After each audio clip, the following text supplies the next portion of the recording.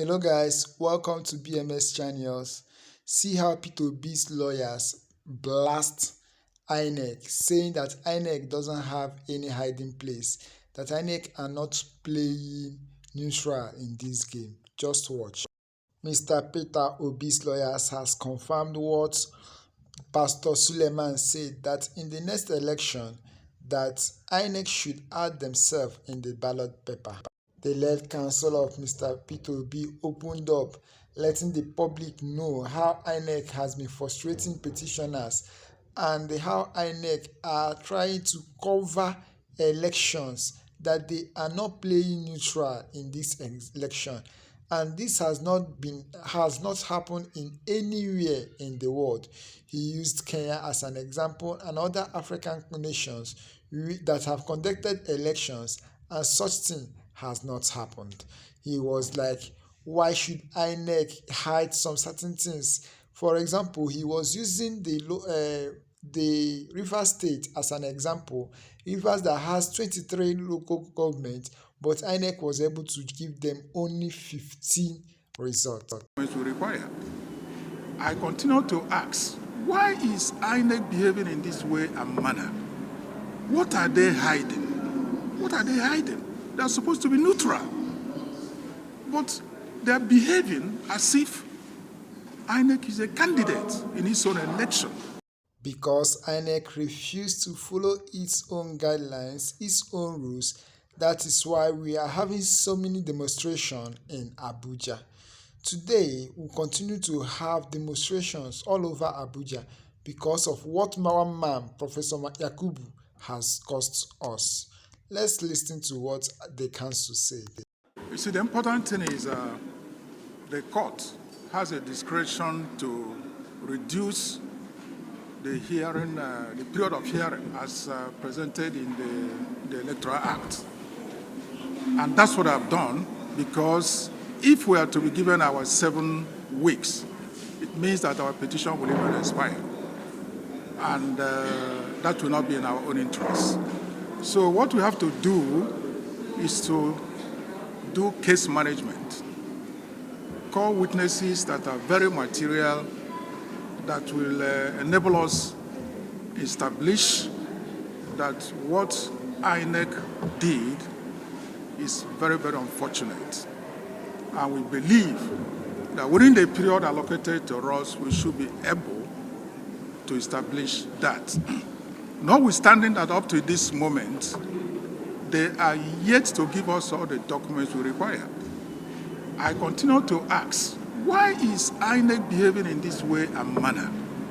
What are they hiding? What are they hiding? They are supposed to be neutral. But they are behaving as if INEC is a candidate in its own election. This should never be so. And that is, Nigeria is the only country where you find something like this. There's no other country. I challenge you to go and investigate and find out about electoral bodies in other African countries, except, of course, countries under military rule. That's where you may have a different situation. But in Kenya, in Malawi, South Africa, and quite a number of others, they remain neutral. But in Nigeria, you see them frustrating petitioners, preventing petitioners from having access to documents, which is so difficult to comprehend why this should be so. But they have no choice, because once we start trial, which is on May 13th, 30th May, we will serve them subpoena. And it comes with an order of court. And they will never decline bringing the documents. Otherwise, they will end themselves punishment, because that's an order of court. Thank you.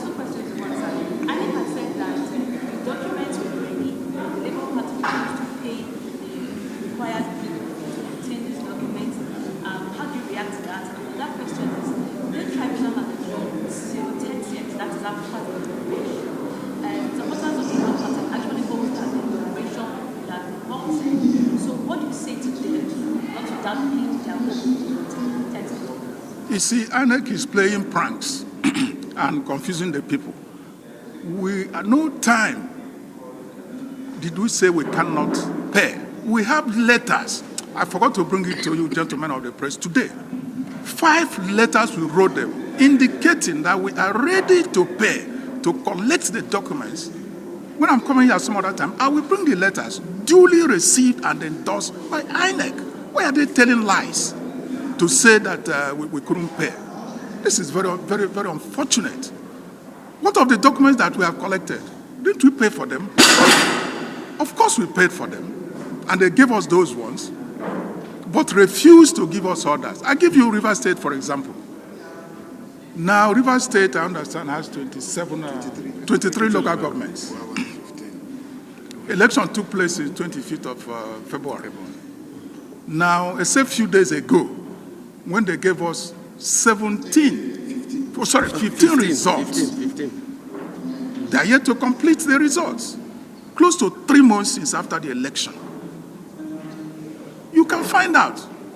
Why are they holding on to those results? Is it not for manipulation? Of course it's for manipulation. When they are done with manipulation, they will not release them. If they have nothing to hide, why not release all the results? Why not release them? Even 1 month after the election. Why is it so difficult for INEC to release results rather than playing one prank or the other? You know, until we get into trial, we are going to expose them. We will certainly expose them.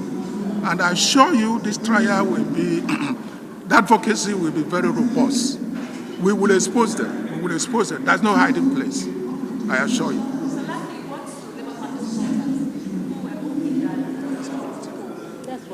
Don't talk about that.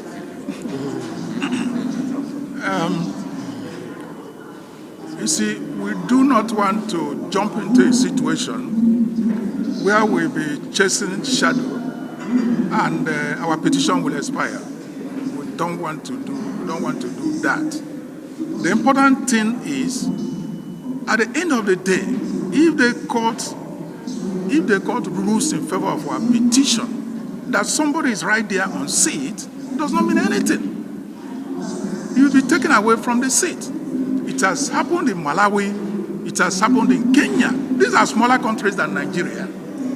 So I don't see why it cannot happen in our country. Because we will always get our feet wrong. That's the problem.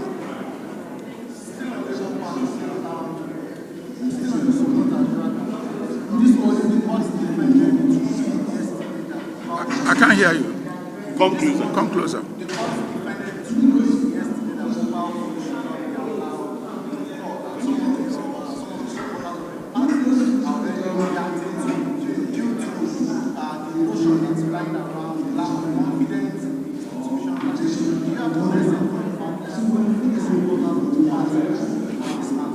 You see, we don't normally go back to what has been done.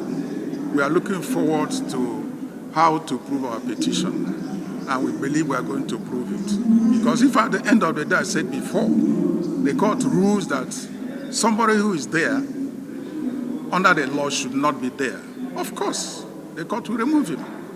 What is important is the issue of courage. And that's it.